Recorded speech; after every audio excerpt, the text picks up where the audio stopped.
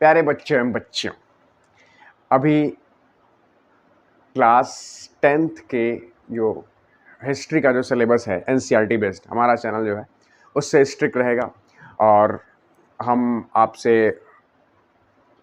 ये अनुरोध करते हैं कि आप जब भी बैठें अपनी एनसीईआरटी की बुक को साथ में लेकर के बैठिए।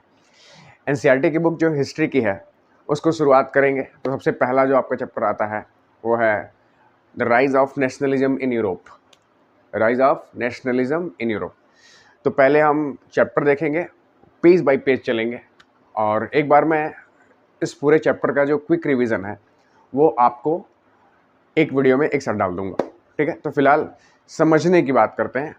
इस चीज़ को समझिए कि आपकी जो हिस्ट्री की बुक है, जो एनसीईआरटी की हिस्ट्री की बुक है, वो कहती क्या है, जिस भी घटनाक्रम को वो बता रही है, जिस भी इंसिडेंट या टाइमलाइन को बता रही है, उसके पीछे इफेक्ट क्या पड़ रहा है, लोग उसको कैसे डील करते थे, उनका डील करने का तरीका क्या था। तो अभी सबसे पहले स्टार्ट करते हैं the rise of nationalism in Europe. अपनी बुक का पहला पेज खोलेंगे। जैसे ही अपनी बुक का पहला पेज खोलेंगे तो आपको ये फोटो जो है, ये पेंटिंग की फोटो जो है आपको पहली बार दिखेगी, अपने स्क्रीन पर दिखेगी। ठीक है, तो ये पेंटिंग जो है कई बार एनसीईआरटी के हार्ड कॉपी में जो है ये वो पेंटिंग थोड़ी सी ब्लर हो जाती है, ख़राब हो जाती है। ये जो पेंटिंग है इसमें आपको साफ साफ दिखाई देगा। ठीक है, ये पेंटिंग फ्रेडरिक सोरो ने 1848 में बनाई थी, 1848 में। अब ये जो बुक का आपका टाइमलाइन चल रहा है, जो हिस्ट्री का ये चैप्टर है राइज ऑफ नेशनलिज्म, ये फ्रेंच रिवॉल्यूशन से शुरू होकर के और वर्ल्ड वॉर फर्स्ट तक जाता है। फ्रेंच रिवॉल्यूशन शुरू होकर के वर्ल्ड वॉर फर्स्ट तक जाता है। ये पूरा टाइमलाइन याद रखिएगा, 1789 से लेकर के 1789 से लेकर के आपका 1914 तक जाएगा। मतलब इसके बीच में जितने भी इंसिडेंट हुए हैं, जो भी बदलाव हुए हैं स्पेशली यूरोप में, उस पे इस चैप्टर का फोकस है। तो सबसे पहले जो आपने अभी पेंटिंग के बारे में बात की थी, इस पेंटिंग को फिर से देख लीजिए। इस पेंटिंग को जब आप ध्यान से देखेंगे तो इसमें आपको अलग अलग कंपोनेंट्स मिलेंगे। पहली आपको एक लंबी कतार दिख रही है, जो फ्लैग लिए हुए कई सारे लोग एक लाइन में दिख रहे हैं आपको। ठीक है, ये जो फ्लैग लिए हुए लोग हैं ये पीपल ऑफ द यूरोप को रिप्रेजेंट कर रहे हैं, डिफरेंट डिफरेंट कंट्रीज के। एक आपको स्टैचू दिखेगी सबसे आगे, इसको हम कह सकते हैं स्वतंत्रता की प्रतिमा या फिर the freedom statue, statue of freedom. अब इस फ्रीडम ऑफ स्टैचू से जो स्टैचू से ही ये रो होकर के, ये कतार होकर के गुजर रही है। इसका मतलब है कि जो नेशन स्टेट है, जो अलग अलग पार्ट हैं यूरोप के, फ्रांस, जर्मनी, स्विट्जरलैंड, यूएसए, जो भी पार्ट हैं वो धीरे धीरे नेशन स्टेट में कन्वर्ट हो रहे हैं, राजशाही को छोड़ रहे हैं, मोनार्कियल गवर्नमेंट्स को छोड़ रहे हैं। सबसे आगे इस पेंटिंग में वो झंडा नहीं आएगा, सबसे आगे जो है यूएसए चलता है, उसके पीछे स्विट्जरलैंड। और आपको जो पेंटिंग दिख रही है, इस पेंटिंग में शुरुआत फ्रांस के झंडे से हुई है, क्योंकि 1848 तक फ्रांस मोनार्कियल जो गवर्नमेंट थी, फ्रेंच रिवॉल्यूशन हो चुका था, लोग अपने चुने हुई सरकार, जो अपने रिप्रेजेंटेटिव्स को उनके थ्रू गवर्न कर रहे थे फ्रांस को, तो फ्रांस उस स्टैचू को क्रॉस कर गया है। अब इसके पीछे आपको दिखेगा जर्मनी, आपको ब्लैक, येलो और ब्लैक, रेड और गोल्डन कलर का जो झंडा है वो जर्मनी का झंडा है। उस जर्मनी के पीछे आपको ऑस्ट्रिया दिखेगा, ऑस्ट्रिया का फ्लैग दिखेगा। ऑस्ट्रिया के पीछे दो किंगडम ऑफ सिलिसिली, तो सिलिसी का किंगडम है, उसके पीछे लैम्बार्डी के पीछे पोलैंड। तो ये एक लंबी कतार चल रही है। ये जो स्टैचू ऑफ फ्रीडम से पहले के झंडे हैं ये अभी भी मोनार्कियल गवर्नमेंट में थे 1848 तक, जब ये पेंटिंग बनी थी।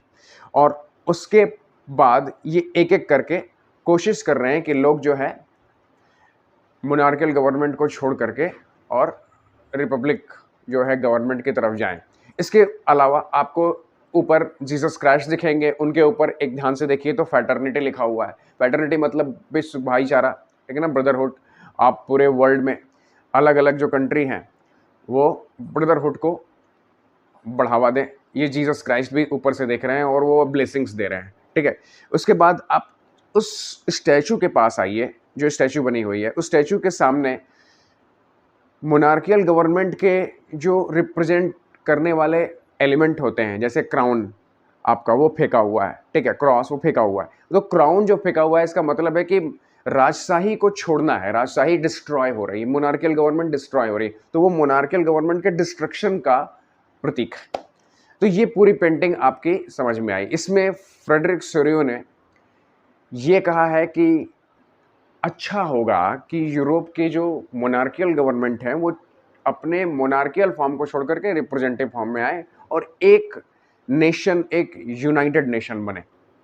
यूनाइटेड नेशन का मतलब है, उस समय तक आपको पता है जर्मनी या किंगडम ऑफ सिसिली ये सब के सब अलग अलग पार्ट्स में छोटे छोटे स्टेट्स में टूटे हुए थे।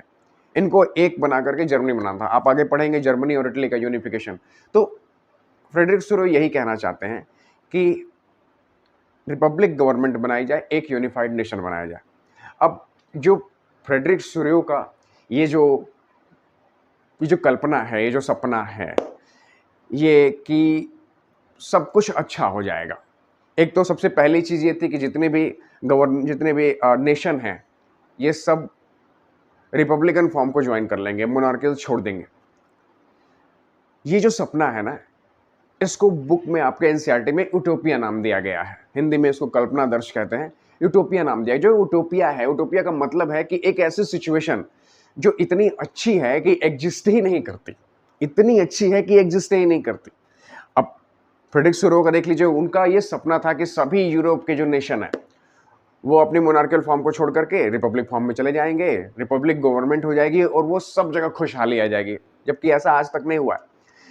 यूरोप का ही एक यूरोप की कंट्री है, हालांकि अभी ब्रेग्जिट हुआ है, यूरोप की कंट्री रही है ब्रिटेन, यूनाइटेड किंगडम। आज भी जो है वहाँ पर मोनार्की चलती है, गवर्नमेंट नहीं चलती लेकिन मोनार्की आज भी है। वहाँ भी आज भी प्रिंस चार्ल्स अभी हाल में इलेक्ट हुए हैं, बैठे हैं अपने किंग पे। तो वहाँ पे आज भी मोनार्की है। वो कभी सफल नहीं हो पाया, पूरा नहीं सफल हो पाया। तो हम ये कहेंगे, इसी को हम यूटोपिया कहते हैं। The situation is such ideal that it does not likely to be exist. That is utopia. कल्पनादर्श एक ऐसी स्थिति जो इतनी अच्छी है कि वो अस्तित्व में ही नहीं है, जो है ही नहीं, हो ही नहीं सकती, पॉसिबल ही नहीं है। ठीक है। अच्छा, इसमें फ्रेडरिक सोरियो का एक जो सपना था, हमने उसकी बात कर ली।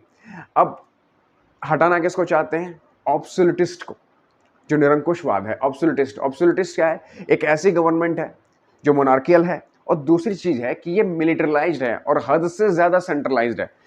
अब ये थोड़ा सा कॉम्प्लेक्स वर्ड है, इसको ध्यान समझिए कि ऐसी गवर्नमेंट, ऐसी मोनार्कियल गवर्नमेंट, ऐसी राजशाही जिसके हाथ में पूरी सत्ता की पावर है, एक राजा के हाथ में है। मतलब वो राजा ही कानून बनाता है और राजा ही कानून बनाता है और बहुत ज़्यादा मिलिट्री की पावर एक्सरसाइज करता है। मतलब बात बात पर जनता की आवाज़ को दबाया जाता है। जरा सी बात होगी, मिलिट्री अप्लाई कर दो, जरा सी बात होगी, सेना को लगा दो।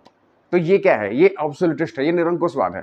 तो फ्रेडरिक सोरियो का सपना था कि निरंकुशवाद, अब जो ऑब्सोल्यूटिस्ट हैं इनको छोड़ करके और किसकी तरफ चला जाए? उनके यूटोपिया की तरफ। ठीक है, मतलब मोनार्कियल गवर्नमेंट को छोड़ करके रिपब्लिक में आई है, जनता के शासन में। ठीक है, तो ये आपका पहला जो इंट्रोडक्शन है ये पूरा हो गया। फ्रेडरिक सोरियो की पेंटिंग 1848 में बनी थी। और आपके जो दो सबसे मेन वर्ड है जो एनसीईआरटी, ये एमसीक्यूज में पूछे जाते हैं, इनको आप बिल्कुल याद रखिएगा। पहला ऑब्सोल्यूटिस्ट है और दूसरा आपका यूटोपिया। ठीक है, इन दोनों के बारे में हम डिस्कस कर लेते हैं और इसके बाद आगे के वीडियोस में हम स्टार्ट करेंगे कि फ्रेंच रिवॉल्यूशन का क्या असर पड़ा बाकी यूरोप की कंट्रीज पर। आपको अगर कोई क्वेश्चंस है तो आप बिल्कुल हमें कमेंट में बताइए। ठीक है, और नोट्स बनाना बिल्कुल ना भूलिएगा। ठीक है, थैंक यू वेरी मच।